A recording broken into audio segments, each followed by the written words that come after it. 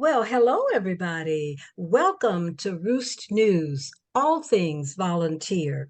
My name is Constance Harris. I'm a Roost team member, and with me today is my co-host and fellow conversationalist about our great topic. You want to introduce yourself?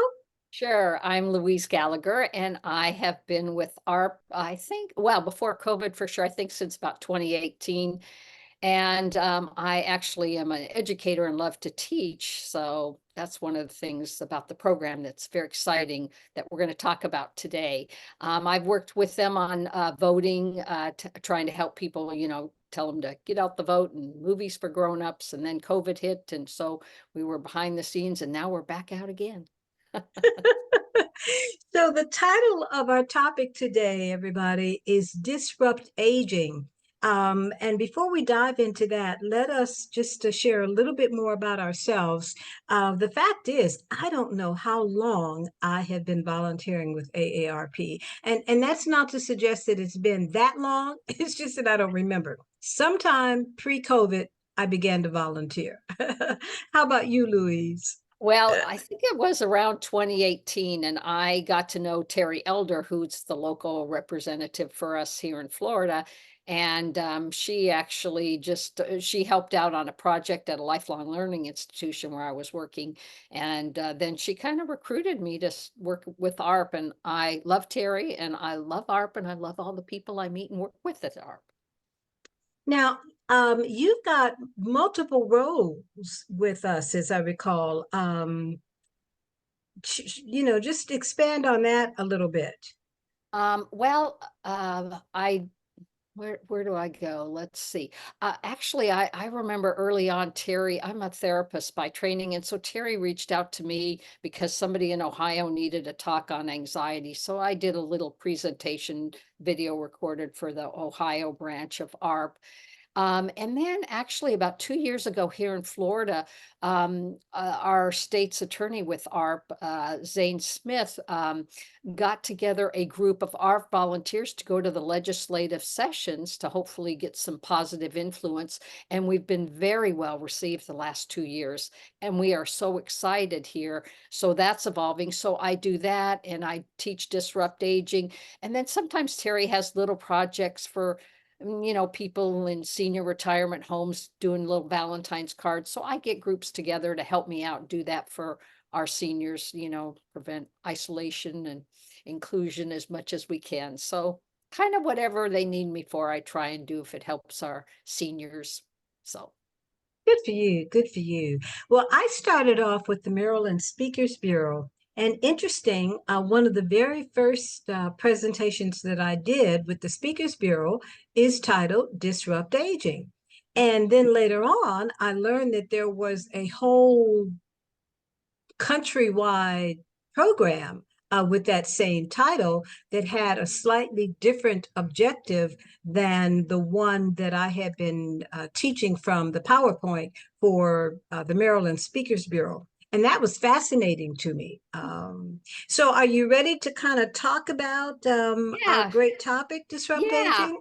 Well, and of course, as you know, Constance, disrupt aging, the title itself comes from a book written by our CEO here with our Joanne Jenkins, who sadly will be retiring, I believe, at the end of this year.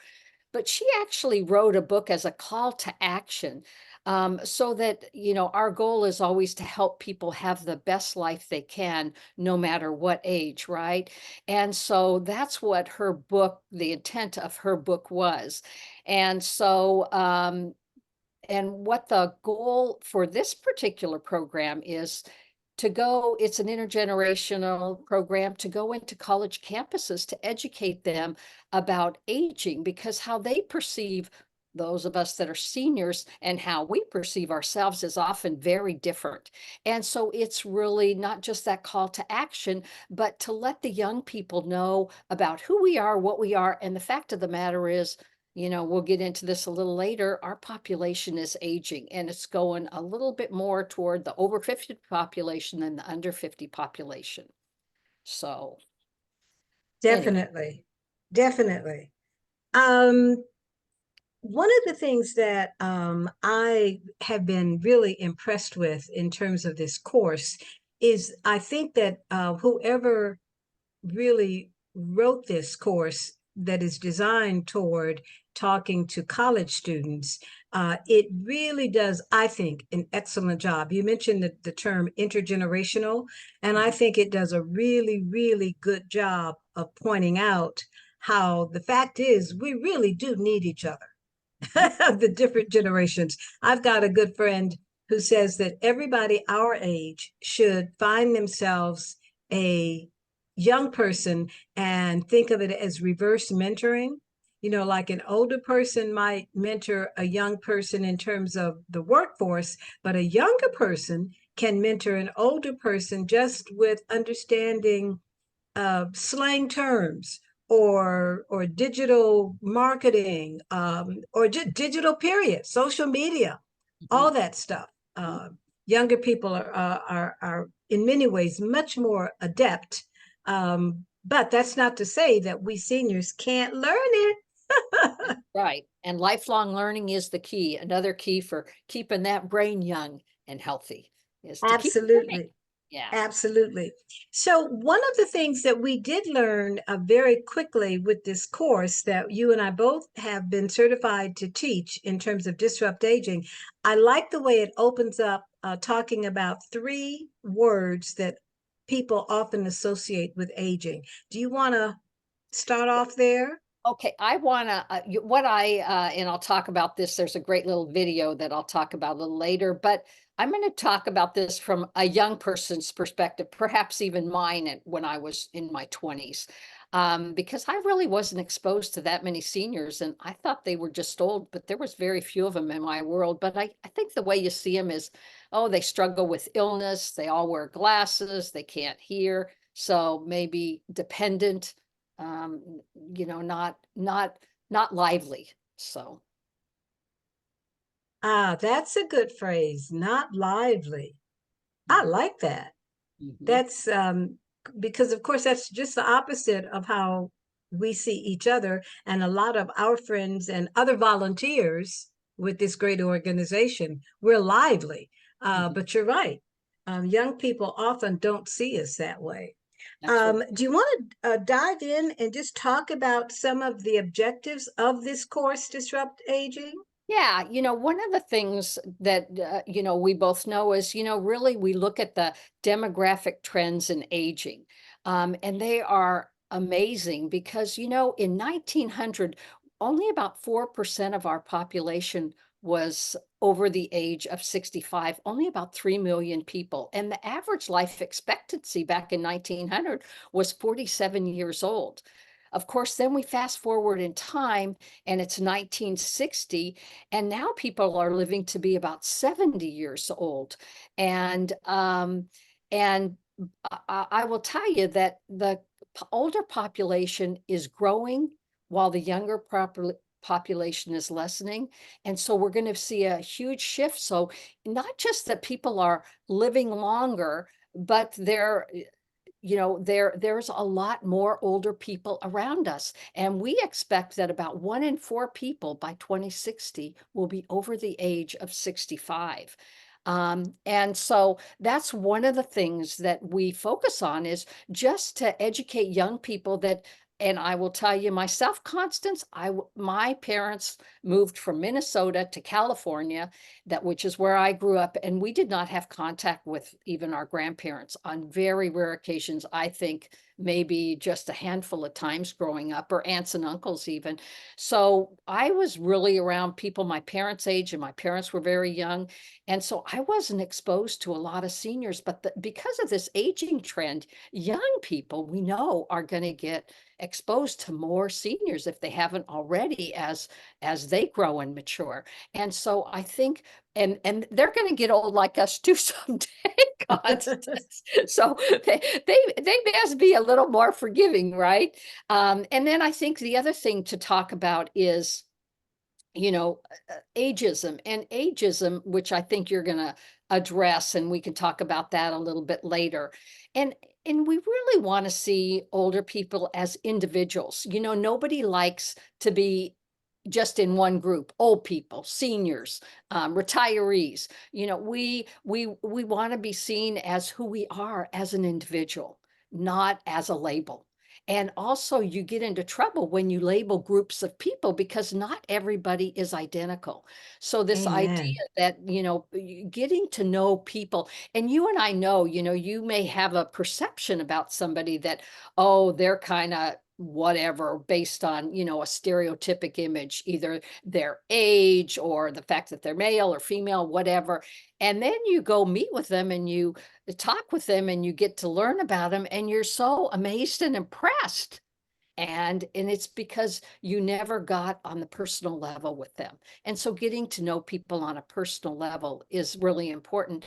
And then, because that's really, we all have a stake in this game as we age and as our population is aging.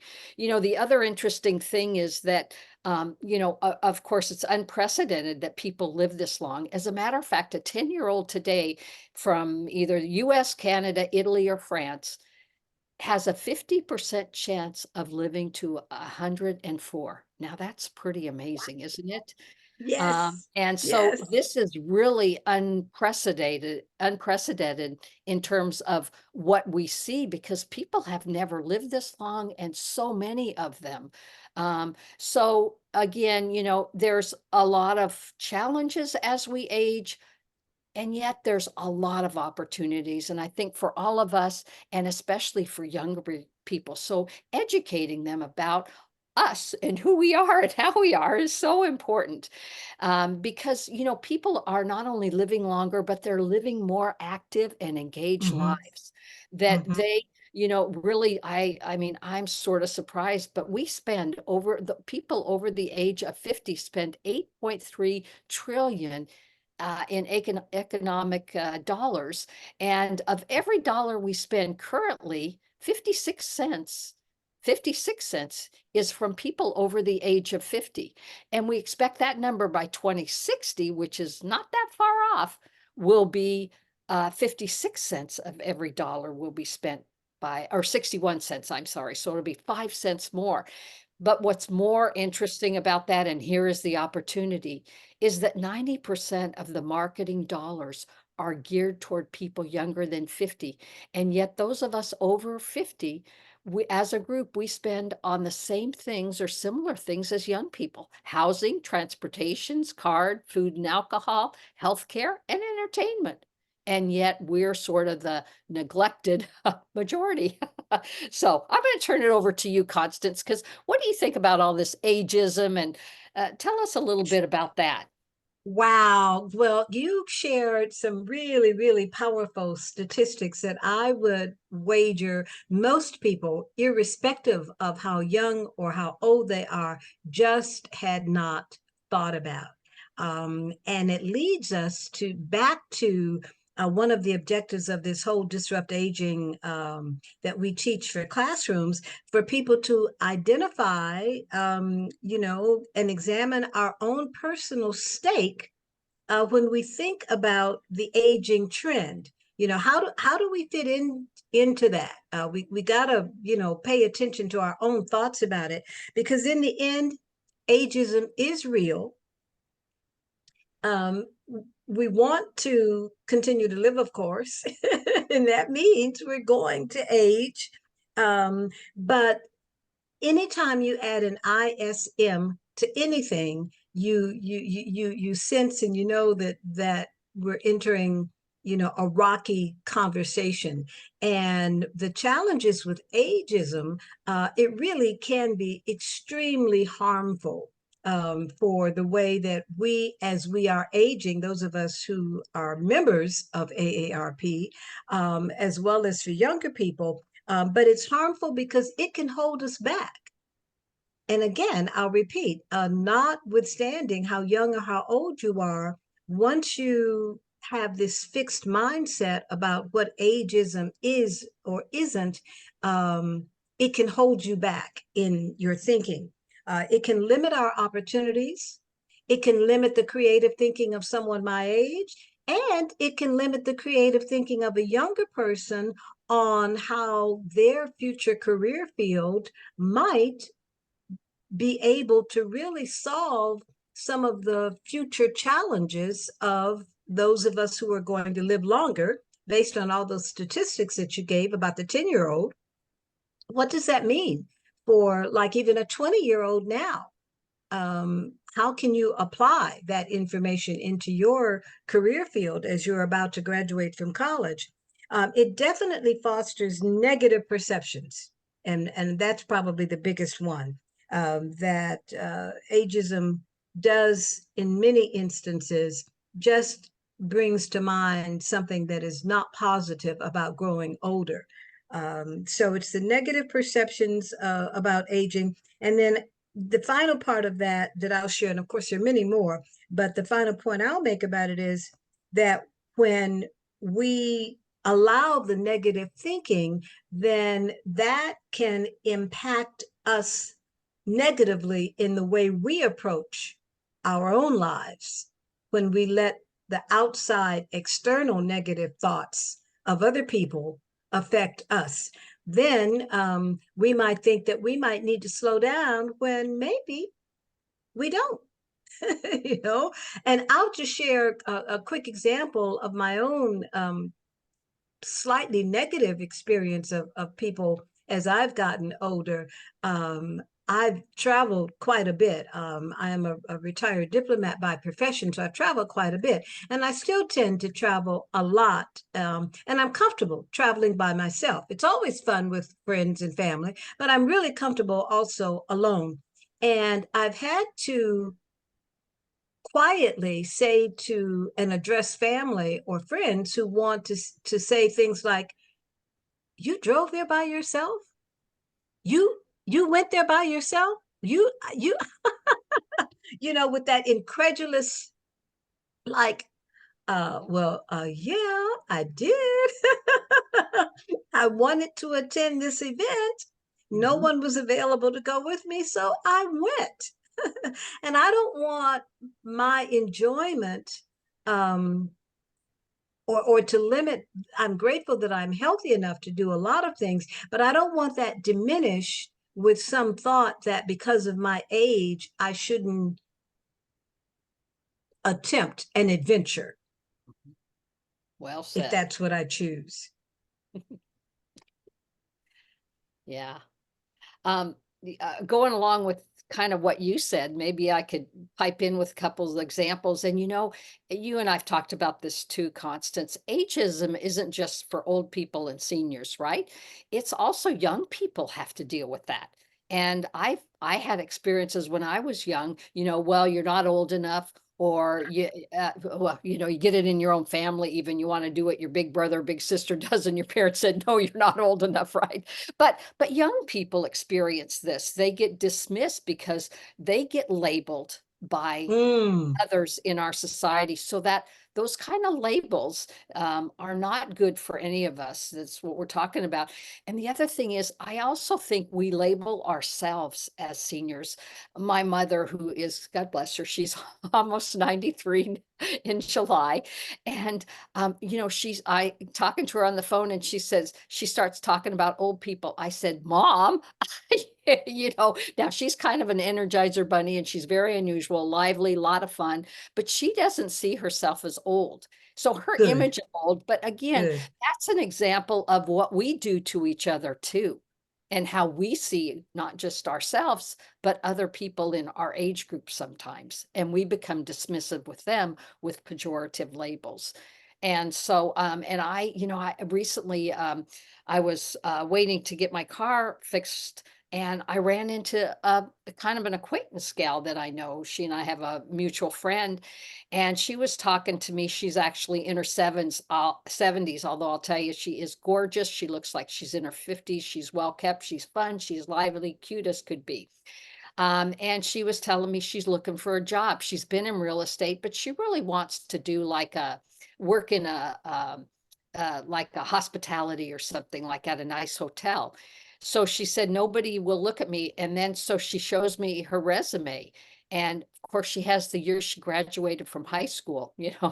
I told her, I said, the Take that people that home. are going to be looking at your resume are probably going to be in their 30s and you're going to look like you're an antique, you're as old as their grandparents. I said, you don't have to put the year. You don't have to even That's put, right. you can redo your resume. So, and though, and she even said to me, I wonder if it's because of my age. And so then I looked at her resume and I said, well, you don't look as old as you are. So that's a good thing. You're very lively, fun. She's got great. But again, it's what other people look at and the perspectives they have about us just on a piece of paper that says you graduated from high school in the 70s. Well, she's an antique, isn't she? No. So, I'm yeah. so glad. Oh, Louise, I'm so glad you gave that example. And I'm also happy that you talked about the fact that ageism can exist for our younger folks as well, that somebody could announce that they're too young to do something. We grew up in an era where back in the early, late 40s, early 50s, teenagers, young men in particular, were considered grown men.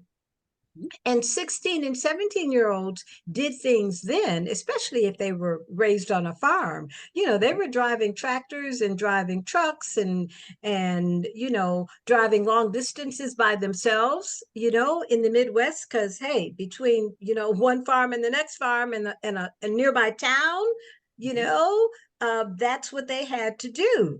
And you and I know there are some 16-year-olds who are far more mature than some 26-year-olds. Amen. Right.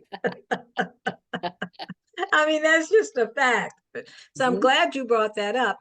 And also a reminder for everyone that might be seeking a job after they've retired from one or maybe even two careers, to make sure that your resume definitely does not include dates that could age you. Because your friend, I'm sure on a one-to-one interview, would come across quite energized and capable. But if someone was just reviewing a stack of resumes, they would possibly not even entertain the idea of inviting her in for an interview. And look what they'd miss out on, Yeah, exactly. you know? Exactly. Yes. So excellent.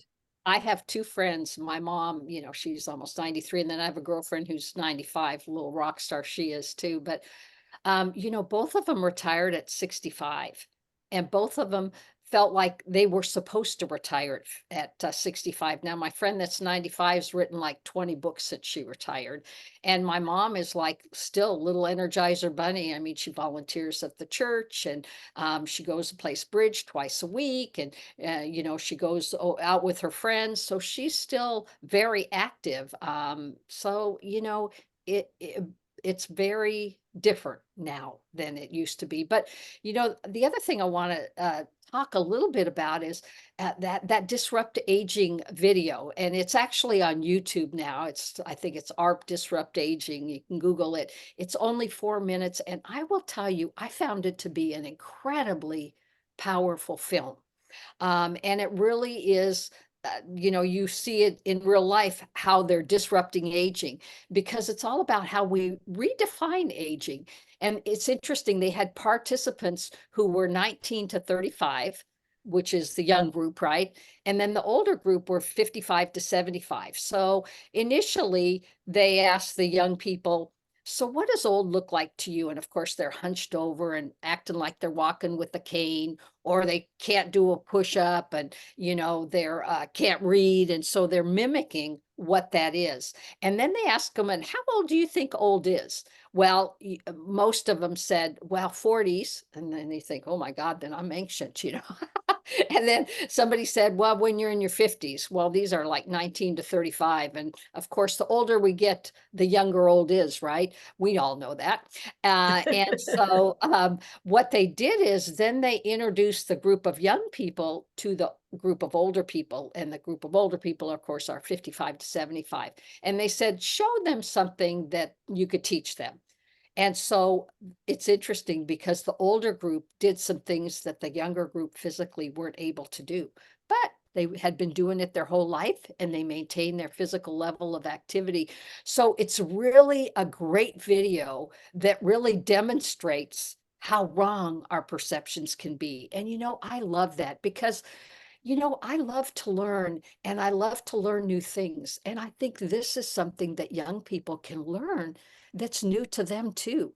And then, of course, then they bridge the gap because now that you have this knowledge base, your perceptions change. So how you Mm-hmm. see those older people, it's a Mm-hmm. lot different than what you thought perhaps before you took the class or read this, I'm sorry, watched this video. So I don't know. What are your thoughts? I love that video, and I'm glad that it's available on YouTube. And so we really want to encourage all of you. As Louise said, it's only about 4 minutes. You can find it in YouTube under, you said it's under I think AARP. it's ARP Disrupt Aging. That's all you need to put in, or disrupting Perfect. aging, Yeah, and you'll it's see it's ARP. worth looking at, Oh, because it'll really, and look at it and then perhaps share it with someone that is in that age group of 19 to 35. Is that what you were saying, yeah, Louise? that's the young people that they interviewed for the video. Yes. Yeah. So Exactly, that's exactly. great. I think it'll give you tremendous insight and takeaways, which brings us to, before we wind down, we're confident that you've had a lot of takeaways on what your own thinking might be about aging. Even though you're volunteers and you may feel very energized, we still kind of have our own thoughts about what it is to age. And so we hope we've helped you maybe change some of your own thinking about that. But in addition, with all of the other takeaways that you might have gleaned from this interview or conversation between me and Louise, we want you to also honestly evaluate any limiting beliefs that you have for yourself, or as Louise pointed out, for younger people. Because we can sometimes have a mindset that, well, I'll just do it myself because this young person can't possibly understand this or figure it out, and recognize that that's another form of ageism. I hate to tell you, but it is. It's another form of ageism. I'd also ask you to refuse to allow anyone else to define your aging process for you. um, you know how you feel, you know your energy level, you know your capabilities, and it's just real important to stay. Optimism is not a good adjective. It's just real important to know your own desires and to keep an adventurous spirit if you have one. And on that, let me share with you something from one of my favorite authors. Brian Tracy has written tons of books. He's written Eat That Frog. Um, and those of us who read fairy tales, now I'm really dating myself. Grimm's fairy, not just fairy tales, but Grimm's fairy tales. The whole thing about the frog turning into a prince, and a whole bunch of others. But so Brian Tracy has written several books, but one of his most recent books, he talks about habits. And in that, he points out that the fact of the matter is, none of us, notwithstanding how old we are right now, have begun to live up to a fraction of our full potential. And he even goes on to say that if we all lived 100 lifetimes, if we lived 100 lifetimes, we'd still not come close to living up to our full potential. And I wanted to share that fact and that statistic from Brian Tracy, because even though you're volunteering and doing a lot now, again, don't limit your capabilities. Maybe you could do more than you even realize. So that's a thought. And then lastly, on this takeaway, if you know someone college age or about to enter college or maybe about to choose a particular discipline for graduate school, um, encourage them to give some thought to how their particular subject matter might lend itself very well to doing something that is specific to our growing aging population. Um, that's important because one of the things that Louise and I learned from teaching this course is that the number of social workers who really zero in on taking care of the elderly has decreased. The number of physicians, the number of physical therapists, there's almost no industry or career field where there are sufficient professionals that address the particulars and the sensitivities and the differences about caring for our aging population. Am I right about that, I, Louise? I think so. I think too, like we talked about, there are so many opportunities for these young people. And I always, when I give the talks to Constance, you probably same, I always say, think about your parents and your grandparents. What would make their life better or easier? What do they love to do? How can they do that? And, this ageism thing I was thinking about as you were talking and wrapping up, one of the things that as we age, and we had this with my mom was having some falls, she's losing balance. I think it's because she's dehydrated. So I keep on her about it. But anyway, so she had to get a walker. And at first she rejected it. And she was unhappy and trying to rebel, and I really felt bad with her because she was struggling because, we associate those things with getting old and we don't like it. And yet, when you think about a young people that gets in a terrible automobile accident and they need those assistive devices, they embrace them. And yet here in our age group, it's like, oh no, I don't want that. Well, it may prevent a fall, it might make walking easier. It might help you. You could hear better when people are talking to you. You could see better.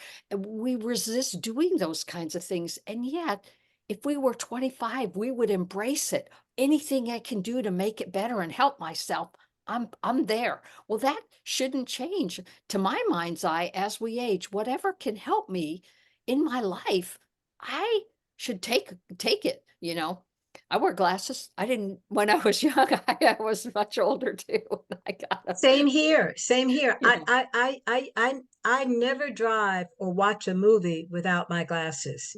I Mhm. take them off to read. That's the level of my vision. But when I get in a car, if I don't have glasses on, I got to go back and find my glasses because I can't drive. Yeah. Mhm. So Yeah. I understand. And thank you for pointing that out, that there are tools that are available to us, and it's a good thing. The tools are getting better, and we should embrace that because it will make life easier. Mhm. And so many things have been invented that help all generations. All the cars now, um, for backing up. I still tend to turn around when I back up, That's because but of I our should, age, Constance. yeah, yeah. But one of my younger family members, and actually he's not that much younger because he's an AARP member as well. But he was teasing he was teasing me. He said back when you were born, cars didn't have side view mirrors. I'm really not that old, but he says cars didn't have side view mirrors. And so he said, but now, you know, even if you don't have a newer model that shows you the screen to back up, he said, use your side mirrors. You don't have to turn all the way Yep. around.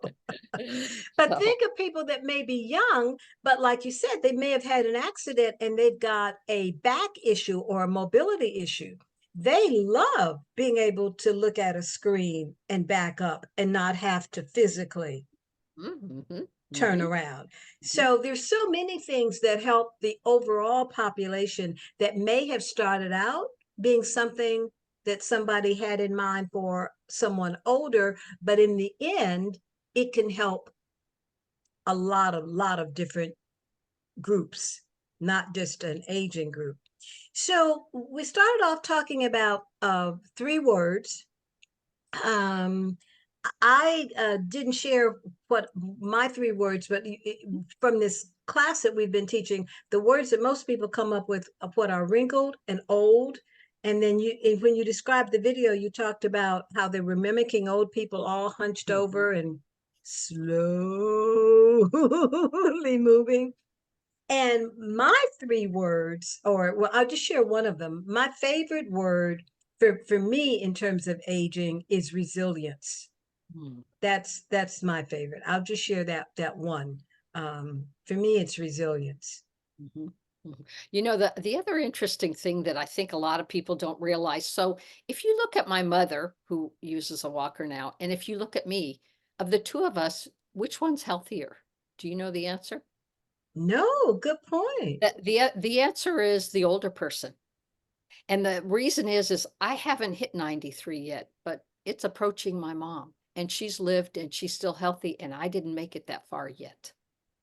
And so Good it's the older point. person that is the healthier, even if they have health issues. The fact that they have, and there's, and that's when you said resilience, I thought that's what it has to do with, their immune system and their resiliency factors are there to keep them going and keep them here. And so, yeah, but the answer to I that think, is the older person, not the younger one, which most people would say, oh, well, the wow, younger one, of course. Well, the 25-year-old hasn't lived as long as I have. So guess what? Even though I'm older, I'm healthier you're healthier. because I I, think that is a perfect note to end on. I like that, Louise. I like that thinking that we, as the older person, the very fact of our longevity and our current health means we are the healthier ones. I like this. This was fun. We have to figure out doing it again. that's really okay. Thanks, Oh, Constance. wow. So we want to thank this whole AARP staff, all the art volunteers for listening to our podcast today. We absolutely encourage you to subscribe to our Roost podcast channel. You can find it on YouTube, and or you can listen to the audio version if you don't want to look at the video. And of course, please invite all of your colleagues to join in, listen to us. And on behalf of the Roost News team, thank you.